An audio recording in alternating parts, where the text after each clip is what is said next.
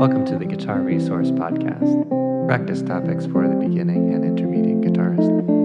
Hello, and welcome to this episode. Today we're going to talk about the C7 chord, and we will kind of pick it apart and talk about each one of the notes, roles of the notes, and that kind of thing. So we'll start out by playing it.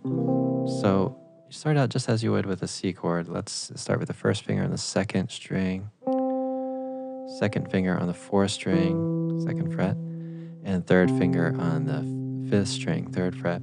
And then we can place the fourth finger on the third string, third fret. And as you do play this, you do want to be able to place all fingers at one time. But when you're first starting a chord, it's not bad to try to figure it out one finger at a time. Okay, so we have the chord. Let's talk about key area we might find this in. So key of F comes to mind. So this could be a 5 chord in the key of F. Or maybe F minor. Okay, so it's used as a 5 chord oftentimes. And you could also use it as a 1 chord if you're going for that kind of sound, like in a blues or something like that. And then also it could be used in any position within the key area. But those are a couple of common areas you might find it. So let's first talk about solfege, and we'll talk about this relative to key of F. So we'll start with Sol on the fifth string, third fret, and the fourth string open is La, second fret is T, third fret is Do. And then we have third string open, it's Re, second fret is Mi, third fret is Fa, and then Sol, which is first fret on the second string. Okay. And then going back down, we'll talk about the Sol, Fa, this third fret, third string, Mi, third string open is Re, fourth string, third fret is Do, and then we have Mi, Fa, and then Sol.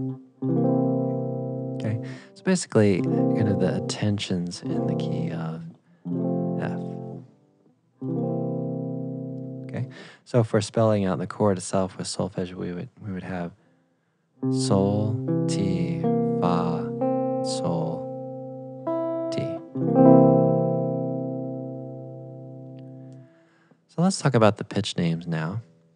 We have the C, and we have E, B flat rather than the G, and then the C and the E. Now from high to low, that's E, C, B flat, E, and C. So let's spell out the scale with the note names. And this is the Mixolydian mode. We have C, that's third fret and fifth string. D, that's fourth string open. E, second fret on the fourth string. F, G is third string open. A, second fret, and then third fret is B flat, and then the C. And then let's spell that out going back down. So we have C, B flat, A, third string open is G, F, that's third fret on the fourth string, E, D is open, and C, third fret on the fifth string.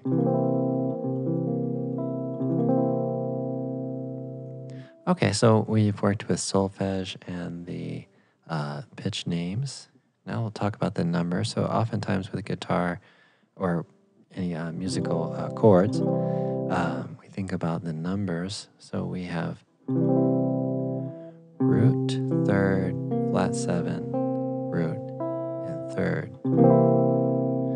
So let's just talk about that a little bit. So if we're using the scale, the Mixolydian mode, then we're kind of going every other note in that scale. So let's just kind of point that out. So we have root, 2, 3. Notice that that's in our chord. And then we have 4, 5. Now the 5, we're not actually playing in this chord, but it could be in this chord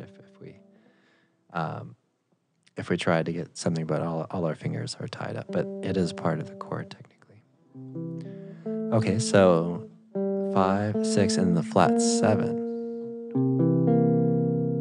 Okay, and then we're back on the root.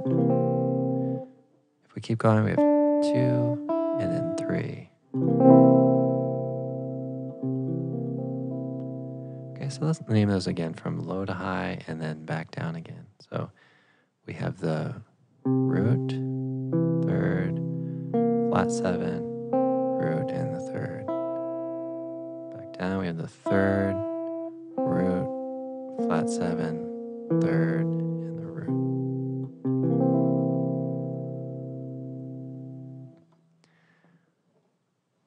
Okay, and then as you're playing it, you might borrow this finger if you did want to play that 5th on top, but just notice that we lose the 7. So that character is not there. And then another spot with the 4th finger, we try the 9. And then the flat 7, of course. And if you did want to rearrange the fingers, you could get a C9 like this. The first finger on the 2nd fret of the 4th string, 2nd finger on the 3rd fret of the 5th string, 3rd finger on the 3rd string, 3rd fret, and 4th finger on the 2nd string.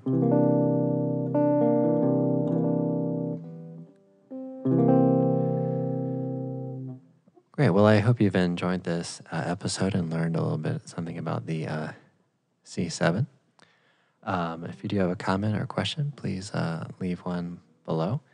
But otherwise, I hope you have a great practice week. If you are on social media, you may find me at Facebook.com or Twitter. And, of course, you can visit me at guitar-resource.com. Thanks again. Have a great week of practice. Thank you for listening to this episode of the Guitar Resource podcast. Be sure to rate and subscribe. Remember to subscribe to the YouTube channel. Follow us on Facebook and Twitter.